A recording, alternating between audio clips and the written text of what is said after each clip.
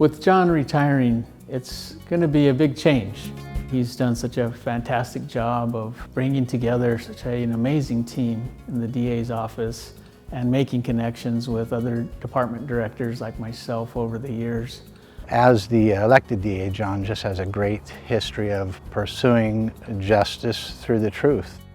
I got to see him as a professional, but also the way he navigated the judicial system and his sense of justice and how that really mattered to him. He's a person of outstanding integrity, and that shows in what he does every day.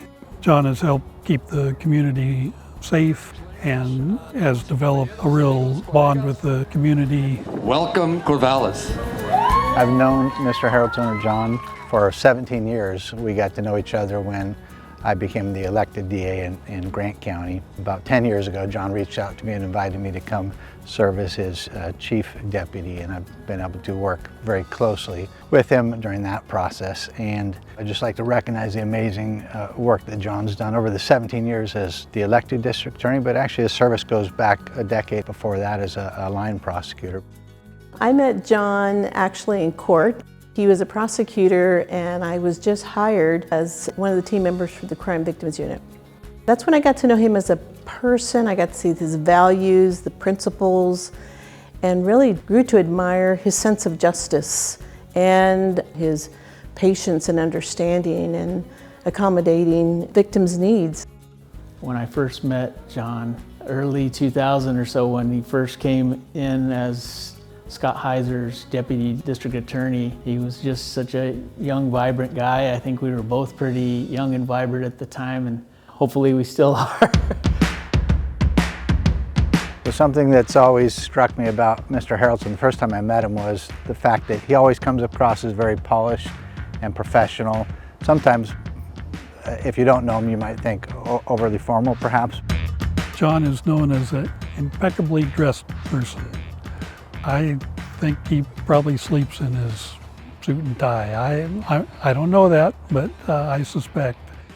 Getting to know John is getting to see his sense of humor and how he's able to bring that to such a serious job that he has. You gotta have a good sense of humor when you're working that hard at what you're doing. If you want to see him really silly, it's when he's with our pets. He has this silly voice that comes out of him. It's just because he's so playful with the pets and with kids too. I know it's going to be really difficult to see him go. I don't think any of us want to see John go right now. Maybe we can find a way to just keep him here. Not today, Haroldson. It has been a joy just getting to know and connect with him. We both have a similar tie to the Hispanic community. There are community members from all walks of life, elected officials, that will thank him for the service that he has provided, not just Benton County, but across the state and nationally. And they see him as a leader, as a Latino. And being the first Latino or Hispanic district attorney in Oregon's history, we collectively feel that pride for him because it's a big accomplishment, but it also opens up an avenue for the community and the state to understand that if you can see it, you can be it. It's a great honor to serve as Oregon's first Latino District Attorney. It's an honor that really represents the convergence of my own life's journey with a point in history that afforded the opportunity to really make a difference. I represent the sacrifices of all of my ancestors, really, the sacrifices of my parents and their parents before them. I trust that I have served well and that I have blazed a trail for other champions of justice to follow. John, I hope you have a wonderful retirement and know that you're going to be missed, and hopefully we'll get to see you around and crack a few jokes. John, thank you for your incredible efforts on behalf of Benton County. You've left us in good shape, but I will miss you, and I'm pretty sure Benton County will miss you.